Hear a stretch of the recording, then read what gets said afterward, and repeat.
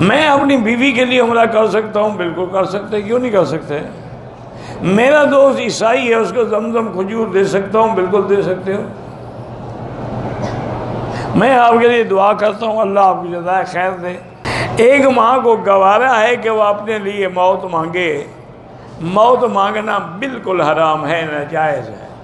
اگر بہت پریشان ہو تو یوں کہہ سکتی ہے کہ اللہم ان کنت تعلم ان الحیات خیر لی، اگر میرے لیے آپ کے علم میں زندگی بہتر ہے تو مجھے زندگی دے، اور موت بہتر ہے تو پھر موت دے۔ یہ نہ کہے کہ یا اللہ مجھے موت دے۔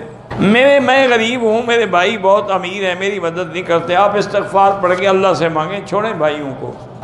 میں سنی ہوں، میرا شوہر شیعہ ہے، وہ 4 سال سے کویت میں ہے، واپس نہیں آ رہے، اب میں کیا کروں؟ آپ خلو کر لیں، جان چھوڑائیں اس سے۔ شیعہ کے ساتھ کاروبار کر سکتے ہیں۔ ہماری ماں مر گئی، باپ نے دوسری شادی کی، اب باپ سب کو ناراض کرتا ہے، دوسری بھابھی کو نہیں۔ بہرحال جب دوسری شادی کی ہے تو اس کے کہنے پہ چلے گا نا، اب نکیل اس کے ہاتھ میں ہے نا، صبر کرو، برداشت کرو۔ اگر آدمی روزے میں ہے، بیمار ہے، انجیکشن لگوا سکتا ہے۔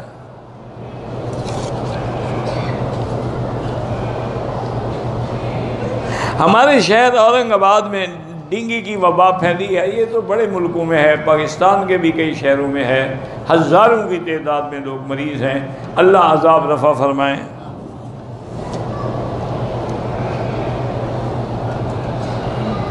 میں نے کل مدینے سے عمرہ کیا، آج طائف سے کروں، اس طرح پھروانا پڑے گا بال ہوں یا نہ ہوں؟ عمرے میں طواف میں عورت نقاب نہیں کر سکتی، آگے کپڑا لٹکا سکتی ہے۔ میری والدہ اور والد کی طرف سے سلام ہوں، اللہ قبول کرے، وعلیہم السلام۔ غیر مسلمین جو ہیں ان کے ساتھ چونکہ ہمارے اچھے تعلقات ہوتے ہیں، نئے سال پہ مبارک دے سکتے ہیں، بدعت ہے۔ 1-2 دن کے بعد کہہ دیا بس، اسی دن نہ کہو، وہ تو ان کے رسم ہے نا۔ میں عرصہ 7 سال سے عمرے پہ آ رہا ہوں، دعا کریں کہ اللہ میری حاضری قبول ہو، تو آ رہے ہو نا، کوئی زبردستی تو نہیں آ جاتا کوئی۔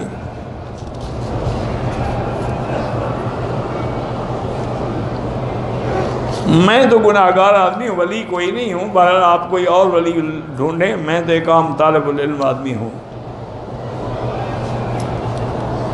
میری بہنیں ہیں، اللہ کرے ان کے اچھے، اللہ تمام ان لڑکیوں کے جن کے رشتے نہیں ہوئے خیر کے رشتے کر دے۔ ویسے ان کے لیے عمل بہتر یہی ہے کہ 3 دفعہ روزانہ سورۃ الرحمن پڑھ کے اول آخر درود شریف پڑھ کے دعا کیا کریں، انشاءاللہ جلدی رشتے ہو جائیں گے۔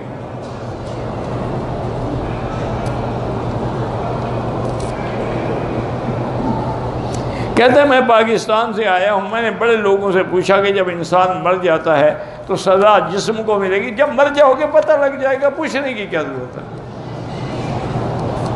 ایک ایسا مسئلہ جو خود سب کو پیش آنا ہے کہ ہم خواہ مولویوں کو پریشان کر رہے ہو، مر کے دیکھو تو صحیح کہ کیا ہوتا ہے۔ ایک قاعدہ یاد رکھو، دنیا میں سزا جسم پہ ہوتی ہے، روح تابع ہوتا ہے۔ چور کا ہاتھ کٹ گیا، اب ظاہر میں تو ہاتھ ہی کٹا ہے نا، لیکن اس کے اندر جو روح ہے اس کو بھی تکلیف ہو گئی۔ مرنے کے بعد عذاب روح کو ہوگا لیکن جسد اس کے تابع ہوگا۔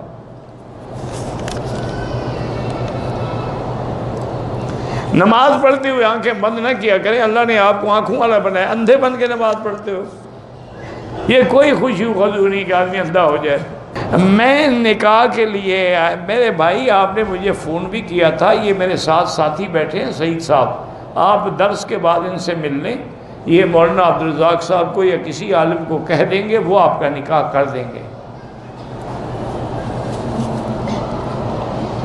بیت اللہ پر جب آپ اپنے ملک سے آتے ہیں، پہلی نظر جب پڑتی ہے تو دعا قبول ہوتی ہے۔